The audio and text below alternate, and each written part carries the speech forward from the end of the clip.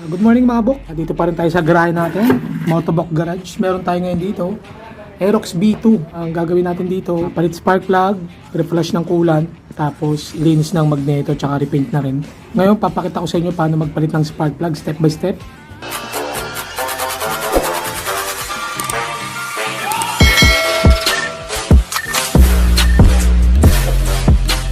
Siyempre, una tatanggalin natin yung fairings. Tanggalin natin tong Z. Bali, ang bolts niyan, 1, 2, 3. Meron pa sanang ano yan dito, push clip, kaso wala na dahil nakatabas na yung ano ni sir, yung Z niya. Sa kanya naka white gold na. Gagamitin natin dyan 8mm. Pag stock pa, 4mm na alin ang gagamitin natin. O, tanggalin muna natin mga bok. Naka bolt na rin pala yung dapat push clip ni sir. Ayan. Dapat push clip yan pag stock. So dahil naka white gold siya, white gold niya na rin. Yan, nilagyan niya na lang sa loob ng ano yan, ng clip para yun yung kakainin ni bolt. Yan, tanggalin ko na rin yan. Meron pa pala siya ditong tornilyo na Philip para mahugot natin tong Z. Yan, huwag niyong kakalimutan yung sa may gas tank. Okay? Yan mga bok, tanggalan natin yung Z.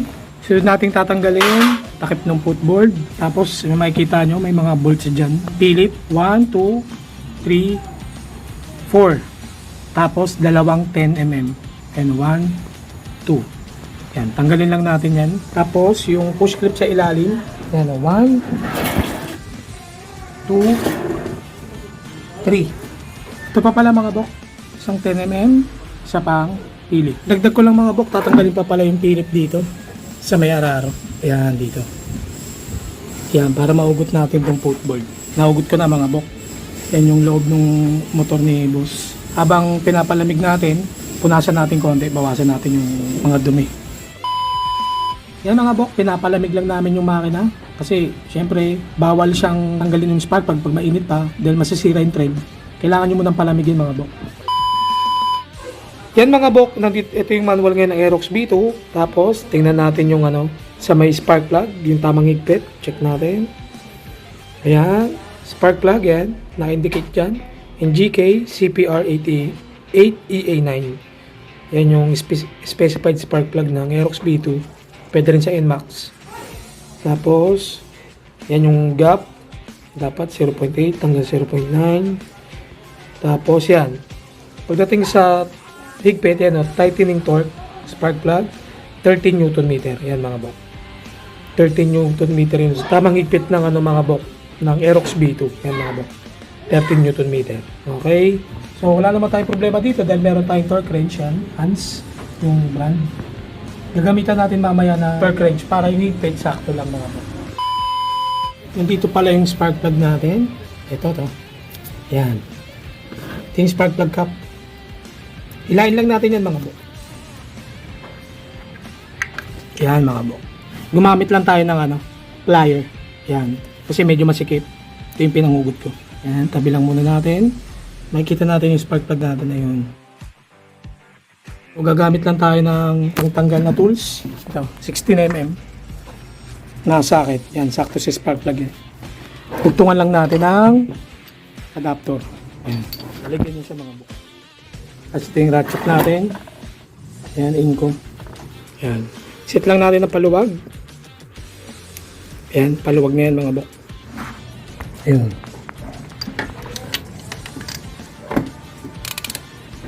Yan mga bok. Luwagan lang natin. Siyempre, pagluwag counterclockwise. Pakaliwa. First time mapapalitan na ito, boss? First time? Ilang odo na? 52? 52? Ano na, sobrang lapses na to. Nasa manual natin yan dito. Yan mga bok, dagdag lang din ng ano, idea. Spark plug sa manual Spark plug, clean condition, clean and regap. Every 4,000, sunod 10,000. Pero yung replace niya, yan mga bok, replace is 7,000. Yan. So si sir, 54,000 sir? 54. Yan, 54 first time. So medyo anlaki na ng lapses mga bok. Kaya minsan hirap ka umandar sir, no? Yan, namamatayan daw siya. Yan mga bok. Ito na.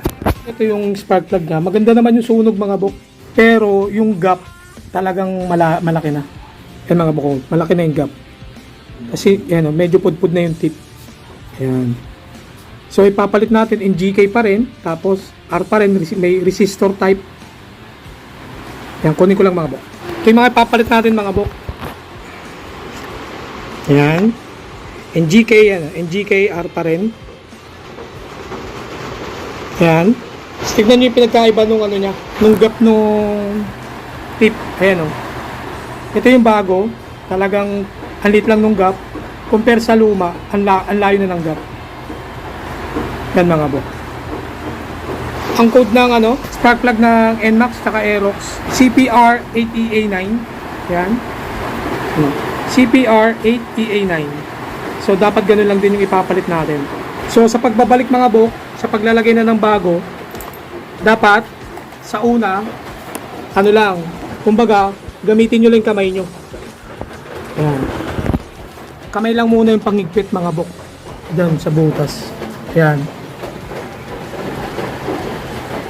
Para sigurado tayong tama yung thread, kamayin lang muna natin.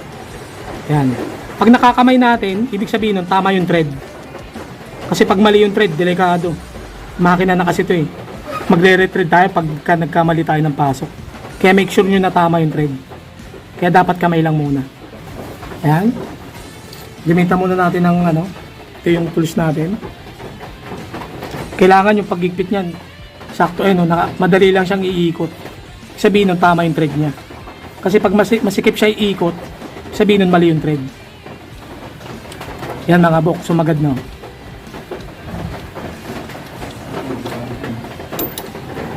Yun. Okay. Pitan pa natin ng kamay. Ayan. Pag hindi na kaya ng kamay, kunin natin yung ano natin, torque wrench. Ayan. Set lang natin sa tamang ano. Yan mga bok. Naset ko na. Sinet ko sa 13 Newton meter. Yan. Kasi sa manual natin, 13 Newton meter ang nakalagay sa Aerox B2 natin. A few inches later. Ayan. Igpitan na natin. Malalaman yung okay na yung igpit pagka tumutunog na yung torque wrench. Yan, hindi pa tumutunog. Hindi pa. Wala pa. Wala pa.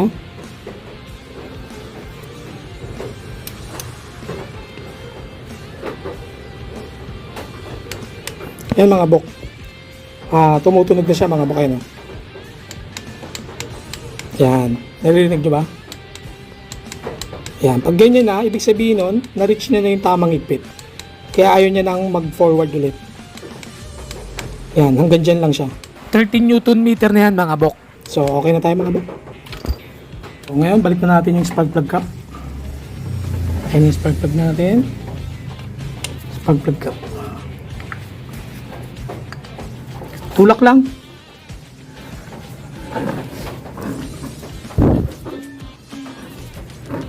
Yan, okay. Yan. The next day. So, ganun lang magpalit ng spark plug mga bok sa Aerox B2.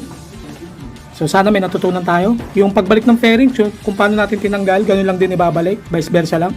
So, hindi ko na ipapakita. So, mga bok, hanggang dito na lang. Salamat.